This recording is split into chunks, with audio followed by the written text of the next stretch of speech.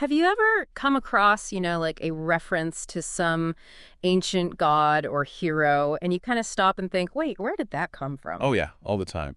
We've got something pretty cool today. Yeah. We're going to take a deep dive into Bell's New Pantheon, or Historical Dictionary of the Gods, Demigods, Heroes, and Fabulous Personages of Antiquity. Wow, that's a mouthful. It is a mouthful. This is a 2-volume set from 1790. Wow. Printed for the bookseller to the Prince of Wales. So this is a pretty significant historical document. Absolutely. In and of itself. Yeah, and as we explore this with you today, you're going to see that it's not just like a simple list of names. Right. It really tries to provide the reader with a key to understanding like the foundation of mythology and how that informed poetry, painting, statuary. And even like coins. Coins, yeah. Metals and all sorts of interesting stuff like that. And the preface really kind of lays it out. The goal here is to draw from the best authorities to eliminate the ancient world. That's a tall order. It is a tall order, but for you listening, think of this as a shortcut.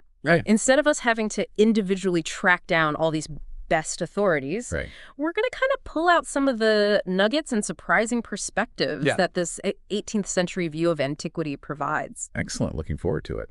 Yeah, the structure's pretty straightforward. It's alphabetical entries. All right. But within those entries, you'll find descriptions of, sacred images, temples, the roles of priests, festivals, games. And even like physical descriptions of statues and things. Exactly, yeah. So like tangible things that connect to these, It's really trying to paint a complete picture for you. It is. Of how the ancients saw the world.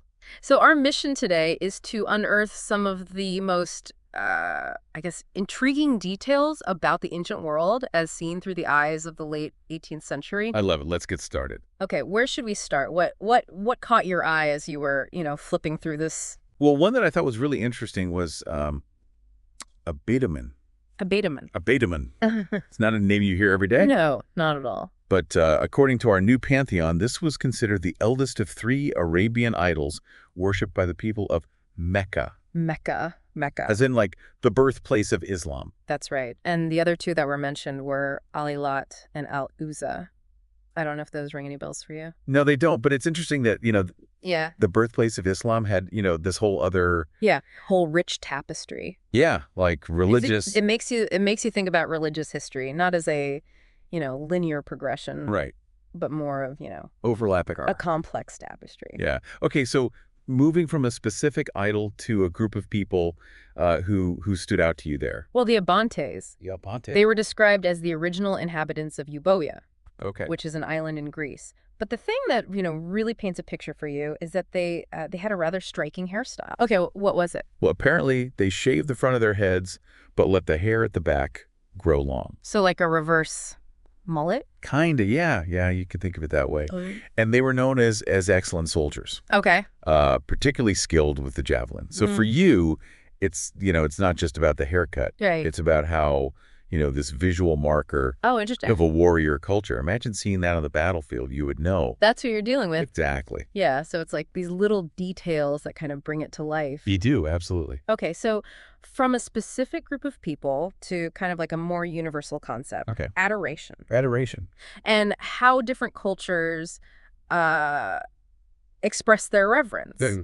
How does the new Pantheon explain adoration? Well, the definition they give is pretty broad. They say it's the act of rendering divine honor, either internally in the mind or externally through certain gestures. And the thing that I think is interesting for you is that they go through a whole bunch of examples. Oh, yeah. Of different types of adoration. Yeah, give us some examples. So let's talk about kissing the hand, kneeling, prostration, touching the knees. And then the Romans, they had a whole thing where they would kiss the feet. Okay. And then the knees, and then the breast, and then the mouth of statues of gods or emperors. Oh my gosh. So it's quite the process. It's a simple production. It is. It really highlights for you the performative aspect of Roman religious devotion. Okay. They also talk about the Jewish custom of bowing the knee. Okay.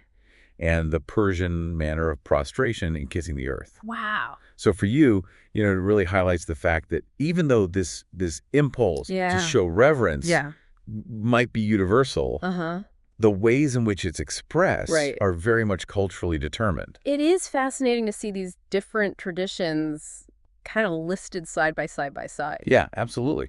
And it makes you think about how much, meaning a Yeah. simple gesture can carry. Absolutely. Okay, let's move into the world of art. Okay.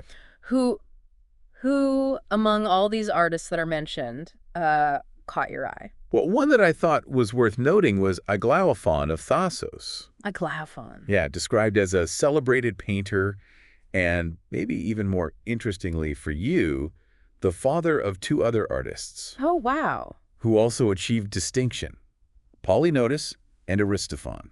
So it ran in the family. It would seem so Yeah. from this entry. That's interesting. Well, they don't go into a lot of detail about Aglaophon's specific style Mm-hmm. or any surviving works. Right. The fact that he's highlighted as the kind of the progenitor Yeah. of a painting lineage, I Yeah. think, says a lot about, the value Yeah. and recognition of artistic skill Right. in ancient Greece. It's interesting that he's not just remembered for his own contributions, but for the fact that he Yeah, he passed it on passed it on. to his sons. That's cool. Yeah. Okay, let's go from a person to a place. Okay. Tell us about Aglabanum. Aglabanum. So this is a mountain in Armenia, Okay. and it gets its place in this dictionary because it's associated with the retreat of the 10,000. Oh, the Anabasis. Exactly. Yeah. But the other thing that they point out for you is that the Carduchians, the people who lived in that region, actually worshipped a figure Oh, interesting. on this mountain. So the mountain itself was... Sacred. Yeah. Okay. Which I think, it just highlights for you how often religious practice was tied to, The landscape. the natural world. Yeah. Mountains weren't just, obstacles or landmarks. They could Right. be sacred sites. Okay, so they weren't just physical features. They were also kind of like... Imbued with spiritual meaning. Yeah, okay. Now for something a little bit more mythical. Yeah. Who or what is Electrion? Electric. Yeah. Well, his story is pretty dramatic. Okay. He was a youth who was tasked by Mars, the god of war, with a pretty important job. He had to guard his door and warn him if Vulcan was approaching. Why? Well, because, as you may recall, Mars was having an affair with Venus, who was Vulcan's wife. Oh, right. All that drama. The love triangle. Yeah. Yeah, so poor Electrion, despite the crucial nature of his duty, Yeah. he did something that I think we can all relate to. What's that? He fell asleep Oh, no. on the job. Oh, Electrion. And this allowed Vulcan to catch Mars and Venus in their secret meeting. Oh, dear. Needless to say, Mars was not happy I would imagine not. about this lapse in vigilance. So, in a fit of divine anger, Uh-oh. he transformed Electrion into a cock, What? destined to forever announce the sun, which is, So every time a rooster crows, that's Electrion. that's him being punished for falling asleep on the job. Exactly, a constant crowing reminder of his failure. Wow, that's a rough punishment for just, For oversleeping, yeah. Yeah. It's a good story, though, isn't it? It is. It's funny. It is.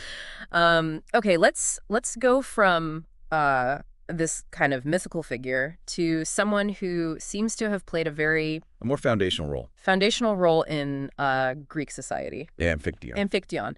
So he's described as the son of Deucalion and Pyrrha, Okay. who, as you may know, were the survivors of the flood in Right. Greek mythology. Oh, right. The big flood. Yeah. And his main claim to fame, according to the dictionary, is that he established the Amphictyonic Council. The Amphictyonic Council, what was that? Well, it was a pretty big deal. It was an assembly of deputies representing 12 of the principal cities and territories of Greece. Okay. So not so much a government, but more of a forum for discussion Okay. and, sometimes collective action On on matters of common concern, particularly religious matters, especially the temples at Delphi and Thermopylae.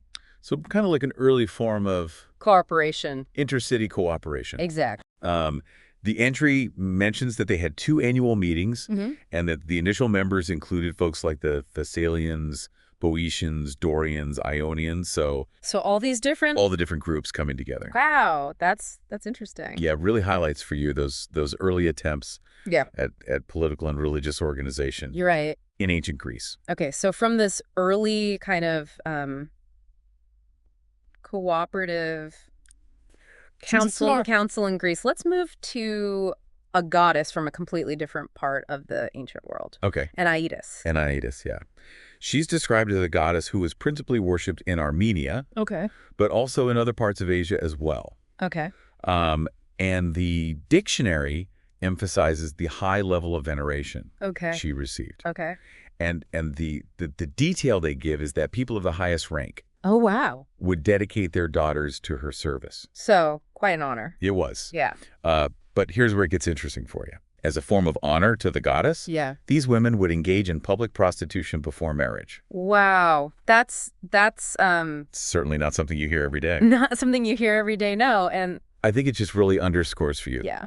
the sheer diversity of religious practices Yes. in the ancient world. Right. And how what might seem strange or, even taboo to us Yeah, taboo. could have held deep, deep religious significance. Absolutely. Yeah. It really challenges those assumptions we bring Absolutely. from our modern world. Yeah. Well, this has been a truly illuminating journey through, really just a tiny, tiny fraction Oh, yeah. We barely scratched the surface. of the information. We just picked out a few little nuggets. Yeah, exactly. There's so much more in there. Packed into Bel's new pantheon.